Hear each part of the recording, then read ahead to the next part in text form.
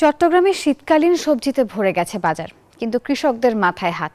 ৩ টাকা কেজিতে রিয়াজউদ্দিন বাজারের আড়তে ফুলকপি বিক্রি করতে কৃষকরা ঘুরপাক খেলেও আড়তে সেই ফুলকপি 10 টাকার নিচে নেই। 15 টাকা কেজিতে বিক্রি হচ্ছে বেগুন। কমেছে আলু, টমেটো, বরবটি সহ সব ধরনের সবজি, তবে কমেনি মাছ মাংসের দাম। কম দামে সবজি পাওয়ায় ক্রেতাদের স্বস্তি ফিরলেও মাছ মাংসের দামে তারা দিশেহারা। রতন দাসের ছবিতে নয়ন বড়ুয়া জয়ের রিপোর্টে দেখুন বিস্তারিত।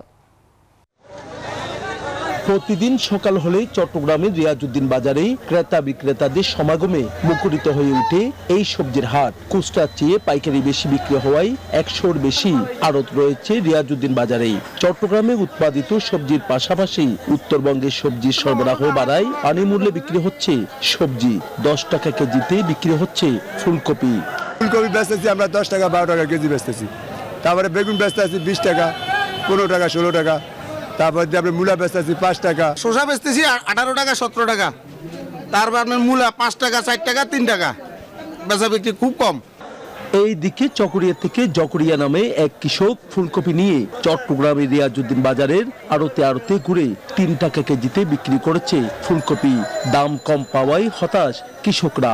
ফুলকপি আনিলে আড়ত দ্বারে নামে না, হয়তো নিয়ে যাও 3 টাকা কেজি। আর মরিচ 7 দিচ্ছি 50 টাকা কেজি। পাইকারিতে সবজির দাম কমায় খুচরাতেও কমেছে দাম, তাই ক্রেতাদের স্বস্তি ফিরলেও মাছ মাংসের দামে দিশাহারা তারা। অন্যান্য যেগুলো শীতকালীন সবজি, মৌসুমী সবজি, সেগুলোর দাম হচ্ছে একদম স্বস্তিদায়ক।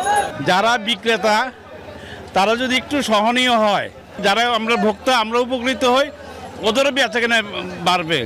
অন্যদিকে কমেছে নতুন আলুর দাম। পাইকারিতে বিক্রি হচ্ছে 30 থেকে 35 টাকা কেজি। 25 টাকা কেজিতে বিক্রি হচ্ছে টমেটো। টমেটো মোটামুটি ভাবে সরবরাহ আছে, এখন 25 টাকা বিক্রি হচ্ছে। আর আলু সরবরাহ অত্যাধিক, এখন আলু 35 টাকা বিক্রি হচ্ছে এবং 30 টাকা বিক্রি হচ্ছে। এই দিকে 30 টাকা কেজিতে বিক্রি হচ্ছে কাঁচামরিচ। তবে মাছ মাংসের দাম কমানোর দাবি ক্রেতাদের। 200 থেকে 210 টাকা কেজিতে বিক্রি হচ্ছে ব্রয়লার মুরগি। 300 টাকায় মিলছে না সোনালী মুরগি। গরু, মহিষ ও খাসির মাংস এখন বড় লোকের দখলে। বেড়েছে সব ধরনের মাছের দাম।